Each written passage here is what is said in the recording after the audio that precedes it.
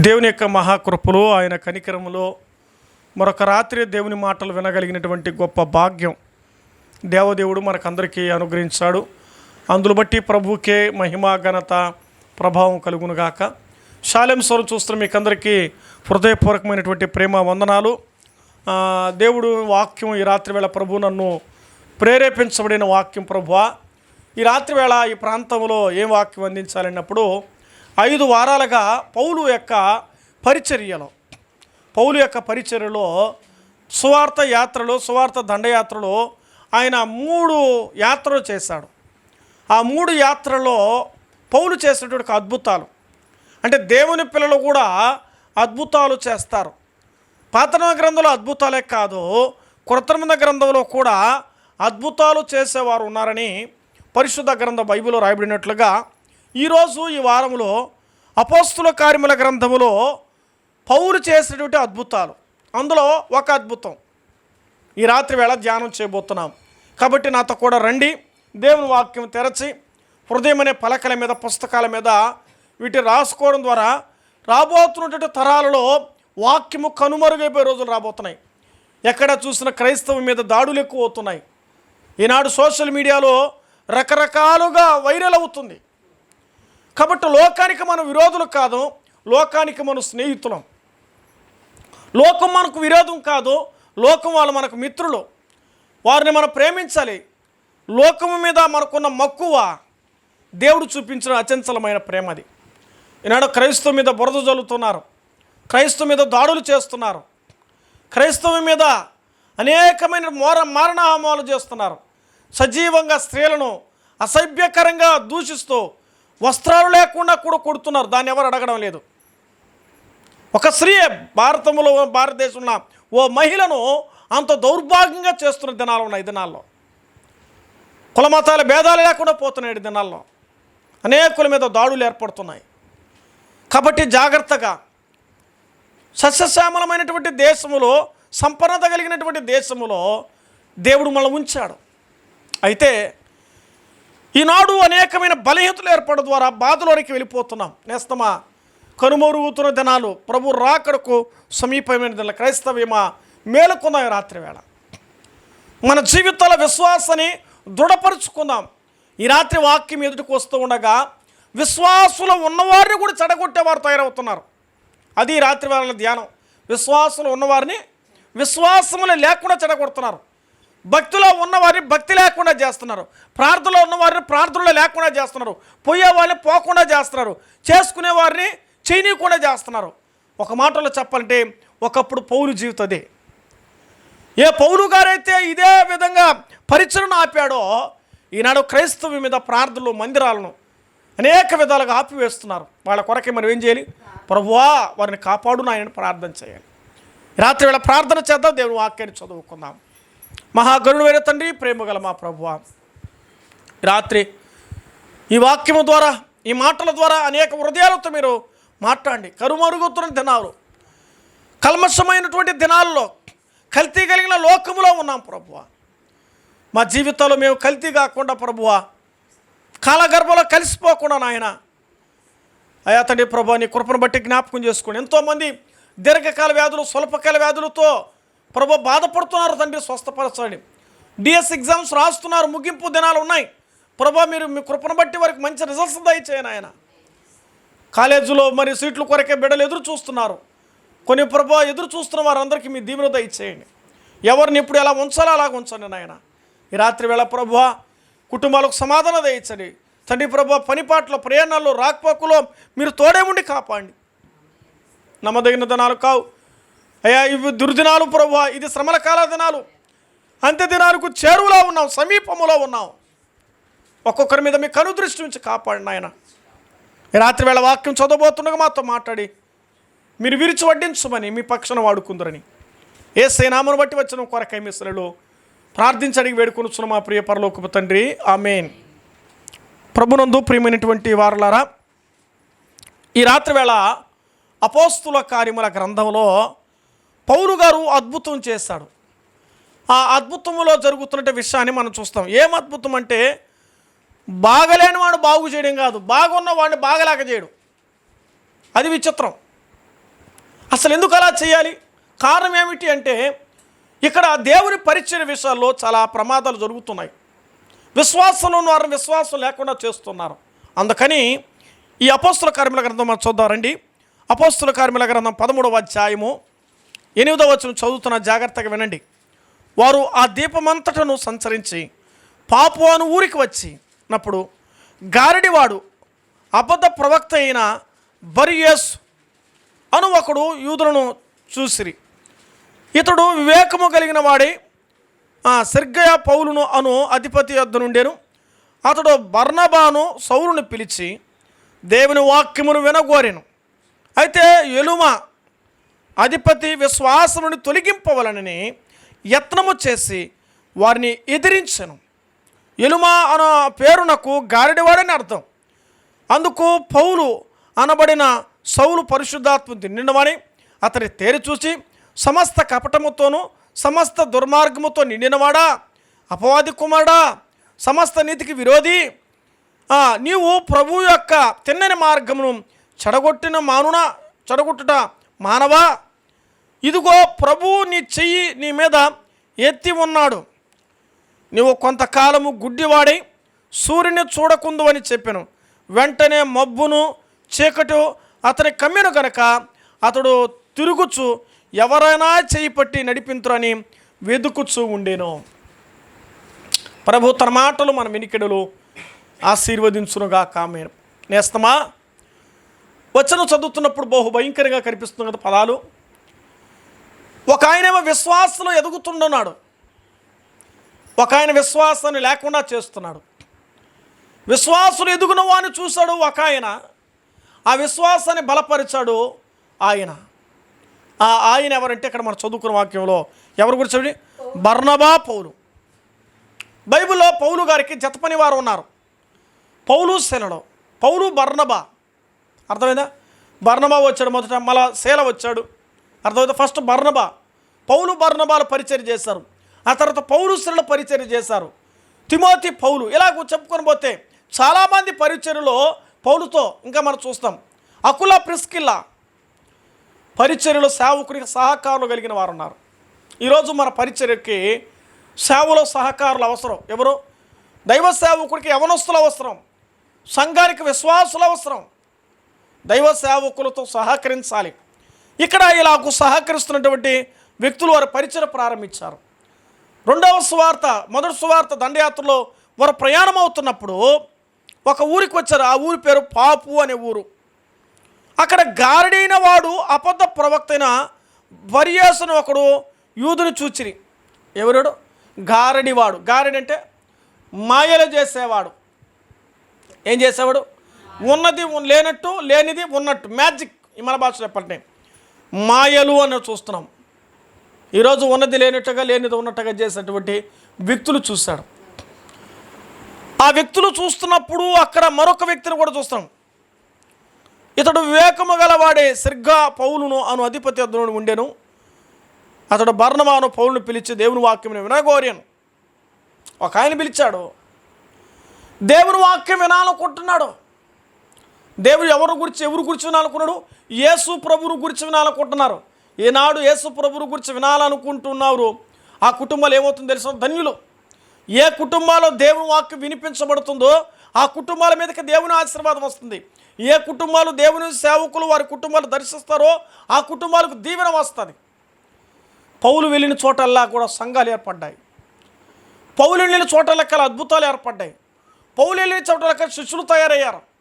పౌలు వెళ్ళిన చోట్లకల అనేకులు ప్రభుని ఆకర్షించారు. ఈరోజు మన జీవితాలలో నా ద్వారా ఏమవ్వాలి? అలా ఆకర్షించబడాలి. అలా సంఘాలు ఏర్పడి, ఎక్కడున్న సంఘం అక్కడే ఉండకూడదు. సంఘాలు ఏమవ్వాలి? మీరు గమనించారా? కరింపాకు చెట్టు వేస్తే అది కొమ్మలు అవుతుంది. అవునా? ఒకే కొమ్మ కొమ్మలు అవుతాయా? కొమ్మలు అవుతాయి. ఏ చెట్టు అని ఆల్మోస్ట్ ఏమవుతుంది? రెమ్మలు వస్తాయి. సంఘం రెమ్మలలాగా రావాలి. పునాది కలిగిన స్తంభం వాటికి ఎలాగైతే రెమ్మలు వస్తాయో, ఆ తర్వాత అది ఎదిగిన తర్వాత ఆ తర్వాత పూలు, ఆ తర్వాత కాయలు, ఆ తర్వాత ఫలాలు వస్తాయి. ఏ చెట్టు వేస్తే ఆ చెట్టు ఫలం. సంఘాల ఫలాలు కావాలి. ఎలా వస్తుంది? అర్థమవుతుందా? ఒక కాయ కొంటున్నంటే ఎలా కొంటారంటే ఆ కాయ రుచిదానాన్ని బట్టి కొంటారు. పప్పాయ బాగా తీయగా ఉంది అనుకోండి, ఆడు ఉన్న బలేంది తీయగా కాయ అంటారు. ఎక్కడ ఉంటే పలా తోపులో కోసుకొచ్చామంటారు. ఇప్పుడు అందరూ ఎక్కడికి పోతారు? అక్కడికి వెళ్తారు. ఇప్పుడు అది పరిచయం కావాలి. పప్పాయ పరిచయం అవ్వదు. పప్పాయ అనేకులు కొనాలంటే ఏమోని అది పరిచయం ఏర్పడాలి. సువార్త జరగాలి అంటే సంఘం సేవలోకి వెళ్ళాలి. ఈనాడు సంఘాలు సువార్త చేయండి వాక్యాలు చెప్పేది కాదు, చేసేవారు కావాలి. నడిచి పాదయాత్ర చేసి పత్రికలు అందించాలి. ఏమంటే అర్థమవుతుందా? మేము ఇప్పుడు నడవలేము. మేము యవ్వన కాలం ఉన్నప్పుడు నడిచి ఊరూరు నడిచి ఇంటింటికి డోర్ టు డోర్ నడిచి పత్రికలు ఇచ్చాం. 2-3 రోజులు ఒక ఊరికి వెళ్ళి ఒక ప్రాంతాలకు వెళ్ళి ఆనాడు సువార్త పత్రికలు ఇచ్చాం. ఇల్లు వాకిలు వదిలి రాత్రిపూట ఏడవ స్థలంలో పడుకొని పత్రికలు ఇచ్చిన దినాలు ఉన్నాయి. కానీ ఇప్పుడు పోవాలంటే మేము నడవలేము. అర్థమవుతుందా? నడవగలిగినప్పుడే, బలం ఉన్నప్పుడే, ఆరోగ్యం ఉన్నప్పుడే, ఆయుస్సు ఉన్నప్పుడే ప్రభువుని గురించి పరిచయం చేయాలి. ఒకప్పుడు సువార్త పరిచర్య జరుగుతున్నప్పుడు దినాలు, ఇప్పుడు ఆటంకం కలుగుతున్న దినాలు. ఆటంకం జరుగుతున్నాయి, అభ్యంతరాలు జరుగుతున్నాయి. ఇప్పుడు సువార్త ఏమంటే నీ జీవితమే ఒక సువార్తగా మారాలి. రాబోతున్న దినాలు నీ కుటుంబం ఒక సువార్తగా ఏర్పడాలి. పౌలు గారు ఆ దినాలు సువార్త పరిచర్యకి వెళ్ళాడు. సువార్త దండయాత్రలో దేవుని వాక్యాన్ని బోధిస్తూ అనేకుల్ని స్వస్థపరుస్తూ అనేకుల్ని ప్రభు వైపు ఆకర్షిస్తూ వచ్చాడు. అనేక సంఘాలకు కారకుడయ్యాడు. కొన్ని సందర్భాల్లో గాయాలు పొందాడు, కొన్ని సందర్భాల్లో దెబ్బలు తిన్నాడు, కొన్ని సందర్భాల్లో అవమానించబడ్డాడు. దేవుని సేవలో అన్నిటినీ భరిస్తూ, అన్నిటిని ఓరుస్తూ, అన్నిటిని సహిస్తూ తన జీవిత ప్రయాణం కొనసాగించాడు. ఇక్కడ మనం గమనం చేస్తే దేవునిలో ఉండాలని ఆశపడ్డాడు. చూద్దాం రండి, 8వ వచనంలో రాయబడిన మాట. 13:8 చదువుకుందాం. అయితే ఎలుమా అధిపతిని విశ్వాసము నుండి ఏం చేయాలి? తొలగించవాలని యత్నము చేసి ఎలుమా ఆ అధిపతిని ఏం చేయాలనుకున్నంట? విశ్వాసము నుండి తొలగించాలనుకున్నంట. సిరియా పౌలు అను అధిపతి అతని యొద్ద ఉండేను. అతడు బర్నబాను సౌలుని పిలిచి దేవుని వాక్యం ఎనగోరెను. ఒక అధిపతి మరొక అధిపతిని ఏం చేస్తున్నాడు? విశ్వాసం నుండి చెడగొడుతున్నాడు. అర్థమవుతుందా? ఒకే అధిపతి ఉంది, కానీ వారి జీవితాలు ఇప్పుడు దేవుని పరిచర్యకి దూరం చేస్తున్నారు. ఈనాడు కూడా దేవుని వాక్కులో సంఘంలో ఉన్నవారే సంఘానికి సమస్యలు అయిపోతున్నారు. కాపుర సమస్యలు, బోధకుల సమస్యలు ఉన్నాయి, అలాగే విశ్వాసుల సమస్యలు ఉన్నాయి. పేరుకే విశ్వాసులు కానీ సమాధానం లేని విశ్వాసులు. ఏమండి? ఎదుగుతుంటే ఓర్చుకోలేరు, చెబుతుంటే ఉండలేరు, పరిచయం చేస్తుంటే ఓర్చుకోలేరు. మేము చేయలేం, మీరు చేయకూడదు. ఈనాడు సమాజంలో సంఘాల్లో ఇలా తారతమ్యాలు, ఆధిక్యతలు, అధికారాలు, భక్తిలో వెళ్తుంటే, ప్రార్థనలకు వెళ్తుంటే, పరిచయకి వెళ్తుంటే, అబ్బో ఏళ్ళని భక్తి వచ్చేస్తుంది వీళ్ళకి, ఎప్పుడు ఇలాంటి భక్తి వచ్చేసిందా, అబ్బా ఎంత నిష్టో, ఎంత భక్తో. ఒక విశ్వాసి భక్తులు ఎదుగుతూ ఉంటే నువ్వేం చేయాలి? నువ్వేం చేయాలా? ఇక్కడ ఏం చేస్తున్నాడు? ఒక అధిపతి అతని విశ్వాసాన్ని చెడగొడుతున్నాడు. ప్రార్థన చేసుకుంటారు, ఇంకా చేయండి అని చెప్పాలి. ఏం చేస్తారా? ప్రార్థనలో ఉండకూడదు. అర్థమవుతుందా? ప్రార్థనలు ఉండకూడదు, ప్రార్థన జరగకూడదు, ఆపేవాలే అంటున్నారు. దేవుని పరిసర సేవకులతో పోవాల్సిన అవసరం లేదు, మీరు ఆపేవాలి. వారి విశ్వాసాన్ని ఏం చేస్తున్నారు? అణిచివేస్తున్నారు. వారి విశ్వాసాన్ని దిగజారి చేస్తున్నారు. వారి విశ్వాసాన్ని చెడగొడుతున్నారు. వారి విశ్వాసాన్ని పడగొడుతున్నారు. ఆయన విశ్వాసాన్ని, అధిపతి విశ్వాసాన్ని చెడగొడుతున్నాడు. తానేమో దేవుని కలిగి, పౌలు మరి బర్నబాను పిలిచి దేవుని వాక్యం వినగోరుతూ ఉంటే, వినకూడదు. ఏమంట? వినకూడదు. వాక్యం వారి కుటుంబాలు బోధించకూడదు, వాళ్ళ కుటుంబాలు జరగకూడదు. వారి దీవెన పొందితే, వాళ్ళు ఆశీర్వదించబడితే మనం ఎట్టే ఉంటే ఎట్టా? వాళ్ళు బాగుండారు కదా, వాళ్ళు ఎదుగుతున్నారే, వాళ్ళు తృప్తిగా ఉన్నారు, నవ్వుతున్నారే, ఎంజాయ్ చేస్తున్నారే, ఆనందంగా ఉన్నారే, మనం ఇలాగే ఉన్నామనే ఒక బాధ మరొకరికి ఏర్పడుతుంది. దీని ఏమంటారంటే మత్సరం అంటారు. మత్సరం అంటే కుళ్ళు, అంతేనా? ఇక్కడ జరిగిన విషయం అదే. దేవుని మాట వినాలి, మరి భక్తులు మా ఇంటికి రావాలి, మా దగ్గర దేవుని మాట చెప్పని కోరితే పోకూడదని అబ్జెక్షన్ చేసి మరొకరు తయారైనారు. అర్థమవుతుంది? ఆ ఊర్లో వారే, మరెక్కడో కాదు, ఆ సంఘములో ఉన్నవారే, ఆ పరిచర్యకు వచ్చేవారే, ఆ ఆరాధనలో పాల్గొనేవారే, ఆ దేవుని మందిలో స్తుతించేవారే, రొట్టె రసపత్రం సమానులుగా ఉన్నవారే. కానీ ఏం చేస్తున్నారు? ఆపేస్తున్నారు. ఎంత దుఃఖకరమైన విషయం. దేవుని పరిచర్య మీరు ఆపచ్చా? దేవుడు మీ పరిచర్ను ఆపితే మీ అంతరంగాలో నెమ్మది లేకుండా చేస్తాడు. జాగ్రత్త. ఎవరైనా సరే దేవుని పరిచయం ఆపకూడదు. ఎవరి పరిచయం ఇది? యెహోవా కార్యాలు ఇవి.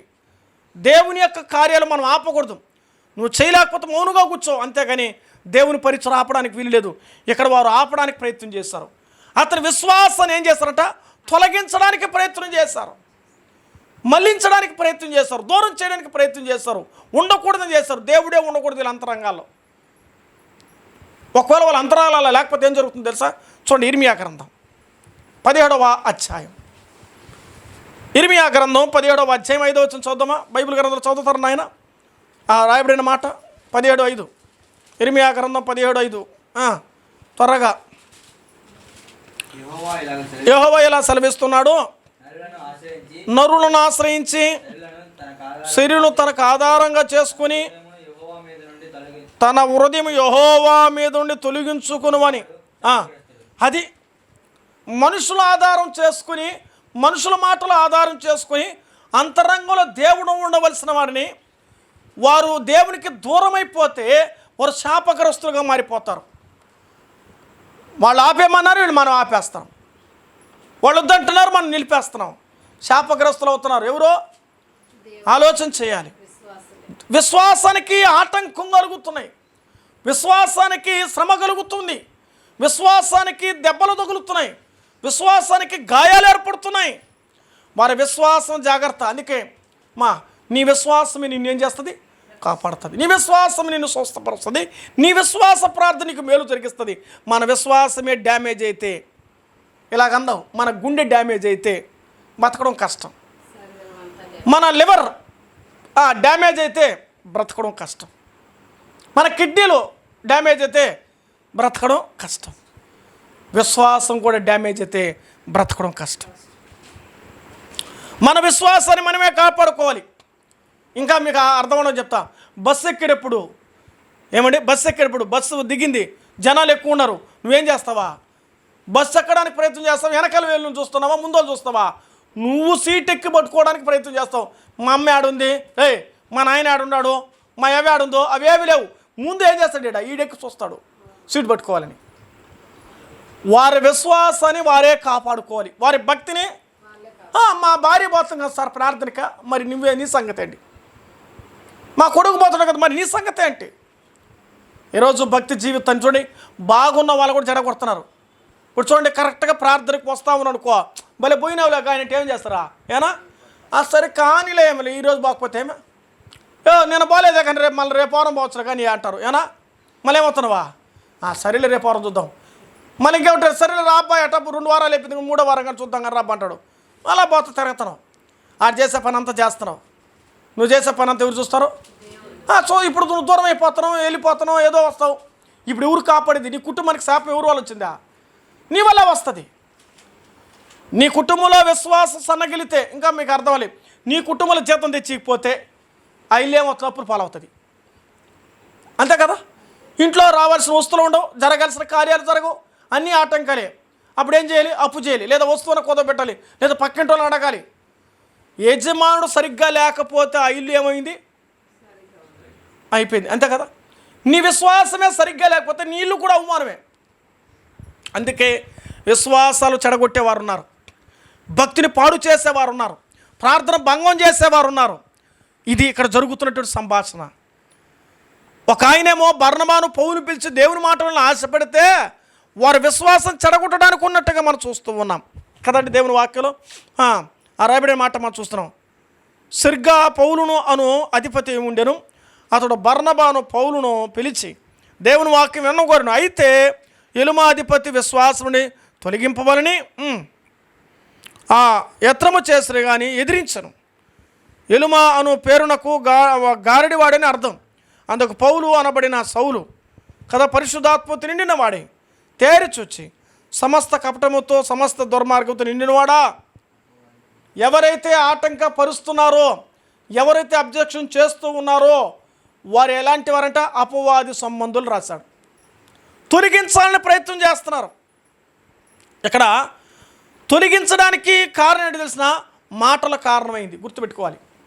ఒక వ్యక్తి తొలగిపోవడానికి కారణమే బాగున్న కుటుంబం బగ్గుమని కాలిపోవడానికి ఏం కారణం అంటే ఒక మంట, ఒక మాట, ఒక రాయి, ఒక ఫోన్ కాల్. ఏమండి, ఒక చిన్న మాట ఆ ఇల్లునంతా కూడా ఏం చేసిందా? అంతే, అయిపోయింది. జీవితాల కుటుంబాలు నాశనం అయిపోతున్నాయి. ఇంకా దేవుని వాక్యం చూద్దామండి. 2వ పేతురు పత్రిక. ఒకరి విశ్వాసానికి గాయాలు అవుతున్నాయంటే, డ్యామేజ్ అవుతుందంటే కారణం ఏంటో తెలుసా? మరొక మాట చదువుదాం రండి. 2వ పేతురు పత్రిక 3వ అధ్యాయం 17 వచ్చి చదువుదాం. 3:17. 2వ పేతురు 3:17. ఏం రాయబడింది అక్కడ? చదువయ్యా. తెలుసుకుని ఉన్నారు. నీతి విరోధులు తప్పుబోధనల వలన తొలగింపబడి కలిగిన స్థిర మనస్సును విడిచి పడిపోకుండా కాచుకొని ఉండండి. ఇక్కడ గమనిస్తున్నారా? తప్పుడు బోధన మీకు కలిగినటువంటి స్థిర మనసు వలన మీరేమవుతున్నారు? తప్పిపోకుండా కాపాడుకోమన్నాడు కదా. పడిపోకుండా జాగ్రత్తగా చెప్తున్నాడు అనమాట. మీరు పడిపోకుండా మీరు జాగ్రత్త కలిగి మీరు ఉండాలని రాస్తాడు. ఎందుకు అంటే మనం పడగొట్టేవారు ఉన్నారు, మనం చెడగొట్టేవారు ఉన్నారు. తప్పుడు బోధనలు తొలగింపబడి మీకు కలిగిన స్థిర మనసును విడిచిపోకుండానట్లు కాచుకొని ఉండండి. మనమేం బాగానే ఉన్నాం భక్తిలో, కానీ మనం ఏం చేస్తారు? ఆ భక్తి లేకుండా చేస్తారు. అబ్బా భలే ప్రార్థన చేసినా కానీ బో అన్నావు అనుకో, ఏంద్రా ఎట్లా చేస్తాం అంటారు. అబ్బా భలే పోయింది కానీ మందిరానికి అయింది అనుకో, మనం ఏం చేస్తామా? మేమే పోయేది లేదు మందిరానికి, భలే పోయింది కానీ అంటున్నారు అనుకో. సరేలే వాళ్ళే, మేము ఎన్నేళ్ళు తెలుసు ప్రభు నమ్ముకున్నా, 10 ఏళ్ళగా పోతున్న గుడికి ఏం పొరవలేదులే కానీ ఈరోజు బాకపోతుంటే టపక్కు వాన పడిందా ఆగిపోతాం. అర్థమైందా? ఏదైనా అవసరాలు లేవా ఆగిపోతున్నాం. మనం తొలగిపోతున్నాం. సంగతిని జాగ్రత్తగా ఉండాలి. అందుకే తప్పుడు బోధల వలన మనం తొలగిపోతున్నాం. ఆ తర్వాత ఇంకోటి తెలిసిన, మనం తొలగిపోవడానికి కారణం తెలిసిన, మన పరిశుద్ధత లేని ద్వారా మీరు కాబట్టి చూడండి దేవుని వాక్యంలో 2వ కొరింథీ పత్రిక 11వ అధ్యాయంలో హవను గురించి రాయబడుతూ సాతాను యొక్క సంభాషణ గురించి అక్కడ రాయబడుతుంది. 2వ కొరింథీ 11:3.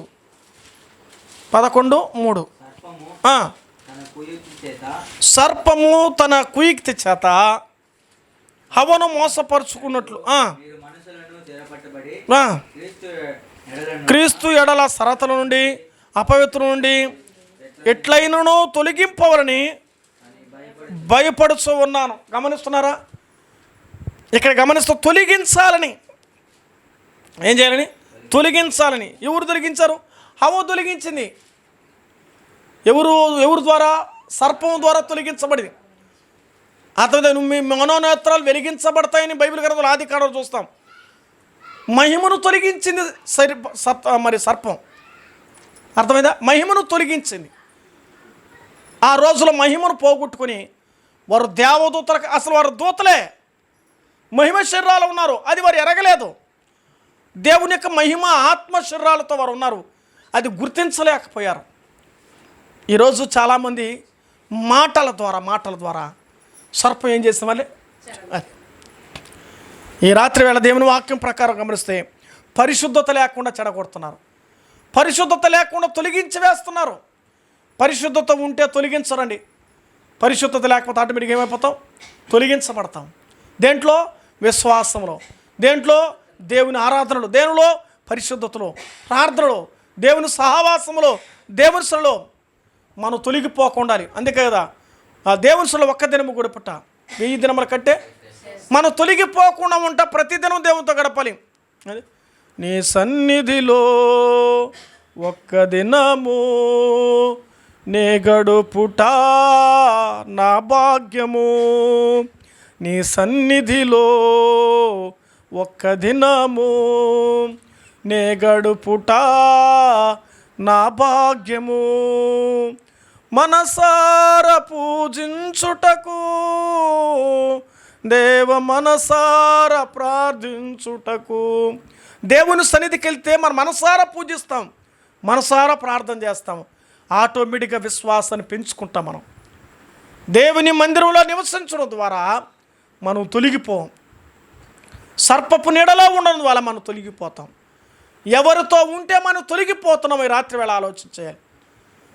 ఆ రాయబడిన మాటలో మన అపోస్తల కార్యముల గ్రంథం చదివితే ఎలాగైనా సరే విశ్వాసం నుంచి తొలగించాలని ప్రయత్నం చేయగా మరి ప్రయత్నాన్ని బట్టి అడ్డుకున్నట్లుగా చదువుతున్నాం కదండి.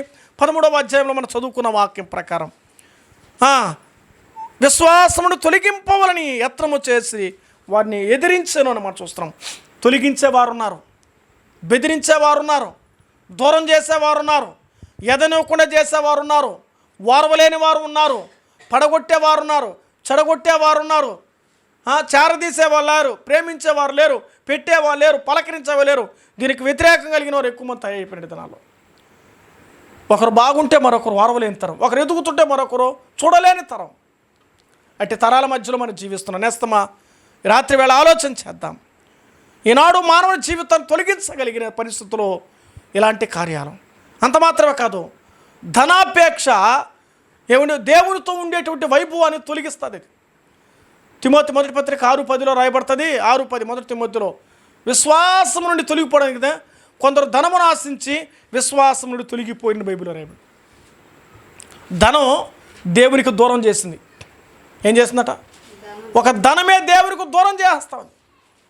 ఎందుకు? దేవుని సమయానికి రాలేకుండా ఈ లోకమనే ఊబిలో కూరికిపోయి అప్పులు, వడ్డీలు, చీటులు, సంఘాలు, డోకరాలు, దానికి అప్పులు పాలైపోయి ఆవేదన చెంది మనశ్శాంతి లేకుండా, ప్రార్థన లేకుండా, సావాసం లేకుండా, ఎందుకులే ప్రభు నమ్ముకున్నానో, ఈ బాధ ఉంది, ఈ కష్టం అని చెప్పుకుండా అట్లే పడిపోతున్నారు. ఇంకా మరొక మాట కూడా రాయబడుతుంది లూకాసు వార్త 8:13 శోధనలో అని రాయబడుతుంది. శోధన వల్ల తప్పిపోతున్నారు, చాలామంది తొలగిపోతున్నారు, విశ్వాసం నుండి తొలగిపోతున్నారు. ఎందుకు శోధనలు వస్తున్నాయంటే మనం సరిగ్గా లేనప్పుడు శోధనలు వస్తాయి, బాగున్న శోధనలు వస్తాయి, బాగలేకపోయిన శోధనలు. అన్నిటిని తట్టుకొని అన్ని తాలుకున్నాడేమా. ఎండ భయంకరంగా వచ్చిందా? ఎండ లేక ఇప్పుడు మనం మార్చి, ఏప్రిల్ ఎండ ఎట్ట వచ్చినాయా? ఏప్రిల్ ఏడ్చాం, మార్చిలో మాడాం కదా, బాగా మాడాం, ఏప్రిల్లో ఏడ్చాం. అయితే ఇప్పుడు జూన్కి వచ్చే కొందికి ఎలా కొనం? ఇంకొన్ని రోజులు పోతే ఏం చేస్తామని తెలిసిన వానలు వస్తాయి, వానకి తట్టుకోవాలి. ఇంకొన్ని రోజులు పోతే మంచు వస్తుంది, మంచుకు తట్టుకోవాలి. నేను వీటింతా తట్టుకొని నేను పొడుస్తాను, అయినా నన్ను బిల్లు పిలుచుకుంటామని అనలేవుగా. గడ్డ ఉనికిరా కూడా అట్టే ఉంటాం మనం. ఎండకు తట్టుకున్నా, గుడికేసుకున్నా, ఆరాటం చేసుకుని ఉంటాం. తట్టుకునేది నేర్చుకోవాలి, అది గుర్తుపెట్టుకోండి. ప్రతిదీ కూడా తట్టుకొని తాళుకొనడం నేర్చుకోవాలి. నేను వెళ్ళిపోతాను, నేనున్నాను, నాకొద్దు, ఇవి ఉంటే ఎక్కడ నిలబడలేవు. అస్థిరులు ఎక్కడ నిలబడలేరు. అంతే తట్టుకొని తాళుకొని ఉండాలి. కష్టమైన, కన్నీళ్ళైనా, బాధ అయినా, వేదనైనా, దుఃఖమైనా ఏం చేయాలి? అంతే తట్టుకొని ఉండాలి. మనం తొలగిపోతే నష్టపోతాం, పడిపోతాం, జారిపోతాం. శోధనలో ఉంచి మనం తప్పించబడాలి. చివరికి పౌలు చేసిన ఒక అద్భుతం ఏంటో తెలుసా? ఎవరైతే విశ్వాసం నుంచి అడ్డుకిస్తున్నారో వాళ్ళ మీద జోక్యం చేసుకున్నాడు, వాళ్ళ మీద చర్య తీసుకున్నాడు, వాళ్ళని గద్దించాడు. వారిని ఏమన్నాడు తెలుసా? ఇదిగో ఖచ్చితంగా మబ్బు చీకటి అతనికి వెంటనే వచ్చును అనే మాట చూస్తున్నాం. కొంతకాలము గుడ్డివాడే సూర్యుని చూడకముందు అని చెప్పాడు. ఎవరా? పౌలు గారు చెప్పేశాడు. నువ్వు ఆటంకపరుస్తున్నావు కదా, నువ్వు అభ్యక్షం చేస్తున్నావు కదా, ఇప్పుడే ఈ రోజు నుంచే వెంటనే నీకేం కలుగుతుంది? నీ కళ్ళు లేకుండా పోతుంది. నువ్వేమవ్వాలి? గుడ్డోళ్ళలాగా తిరగాలి. కొంతకాలం అన్నాడు, పూర్తి కాలం కాదు, కొంతకాలం కళ్ళు లేకుండా చేస్తున్నాడు. పట్టుకునే మనుషులు కూడా తారాడు కొళ్ళు. చూసారా? విశ్వాసం తొలగించే వారికి సేవకుడు చేసిన పని అర్థమవుతుందా? సేవకుడు నోటారా అన్నింది ఖచ్చితంగా తూచా తప్పనిసరిగా జరుగుతుంది. అందుకే సేవకుడు ఎప్పుడు దేవుడి మీద నమ్మకం కలిగి ఉంటాడు. స్వామి సత్యం పూజారికి ఎరుకంట. స్వామి సత్యం పూజారికి ఎరుకు. కాబట్టి ఎప్పుడైనా సేవకుడు నమ్మకంగానే ఉంటాడు దేవుడి విషయంలో. నా ప్రభు చేస్తాడు. విశ్వాసం అంటే ప్రభు అయ్యా ప్రార్థన చేయండి, దేవుని చిత్తమయ్యా అంటారు. కానీ సేవకుడు జరుగుతుందన్నాడు. ఇద్దరు ఒకటేగా, ఇద్దరు మనుషులేగా, ఇద్దరు ఒకే మందిరం కదా, ఇద్దరు ఒకే దేవుడు కదా. కానీ అతనుకున్న నమ్మకం, నీకున్న నమ్మకం, సేవకుడుకునే విశ్వాసం, విశ్వాసకున్న విశ్వాసం తేడా. అది అపనమ్మకం, అవిశ్వాసంతో ఉన్నాడు సేవకుడు. ఎప్పుడు ఖచ్చితంగా ప్రభువా ఈరోజు ఇతను కలిగించిన ఆయన, ఇతనికి భయం కలిగించు ప్రభువా, ఇతను నడిపించిన ఆయన, ఇతను స్వస్థపరచు ప్రభు, ఇది బాగు చెప్పా. బోడివాడ అన్నాడు ప్రవక్తల్ని. ఏమైంది? లాస్ట్గా సింహాలు వచ్చి అతను మీద చీల్చేసినాయి. అర్థమైందా? సేవకుడు సామాన్యమైన విషయం కాదు. సేవకుని స్థానం దేవుని స్థానం. ఆ స్థానం దేవుడు ఇచ్చాడు, వాళ్ళు తెచ్చుకుంది కాదు. అది దేవుడు ఒకరికి ఏదైనా ఇవ్వాలి. ఆ స్థానాన్ని కించపరిచినా, ఆ స్థానాన్ని దిగజార్చినా, ఆ స్థానాన్ని తగ్గించినా దేవుడు ఊరుకోడు. దేవుని స్థానం, దేవుని సేవకుల స్థానాన్ని సేవకులకు అప్పగించాలి. ఇక్కడ మనం నేర్పిస్తున్న